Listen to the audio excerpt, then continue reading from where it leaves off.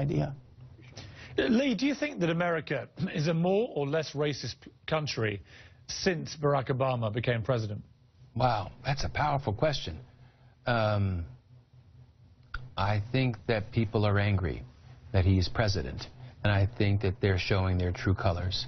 And I think that you know, when Danny Strong wrote those words, any black man could be killed by any white man and get away with it. Trayvon Martin had not happened. I end the movie with hope, you know. He's walking down, and Obama's giving that famous speech, you know. And then I come out of my edit room, and Trayvon Martin has happened. So yeah, I think so. Sadly, I think so. Let me turn to you, Lenny, on this. Yes.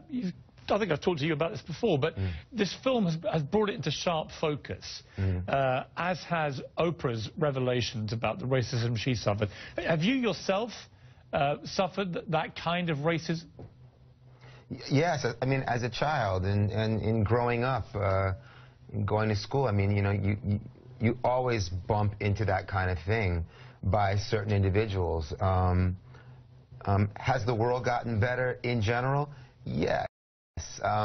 You know, the young generation, they don't even go for this, you know, this business. So many people just don't even understand it, you know, in the new generation. But, you know, it's still there. There are people, you know, when you move forward, there are always going to be people that don't want to go that way. They don't want to buy into that. They want to hold on to their traditions and their beliefs and the way they were raised. And therefore, you have a lot of people that are you know, fighting back and showing their true colors, as Lee said. But in general, you know, things are getting better with each generation. I mean, Cuba, what's fascinating in the movie is the relationship between father and son, with the head butler and his son.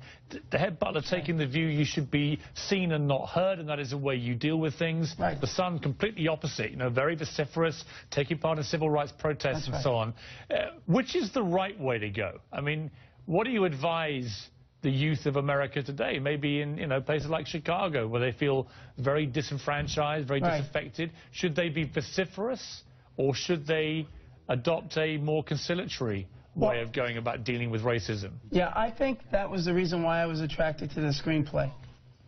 Because there is several trains of thought on what's the most effective way to go. But what has happened, I think, with our youth today is there's been a real disconnect with the civil rights movement and the history of it. And I think this movie opens that dialogue so that you can make your decisions as an African American or an American. What is the best way to go about your, you know, what is the best way to go about your relationships with people? And I think that we, as African Americans, you know, the film uses that mechanism of showing the two faces that professional blacks have to wear.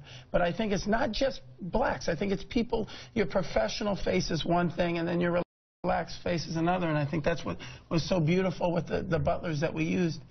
The behind the scenes in the locker room, the bantering, the house, and the relationships of family. I think that's important to convey. And I think that that's what this movie does so beautifully with Lee Daniels' direction.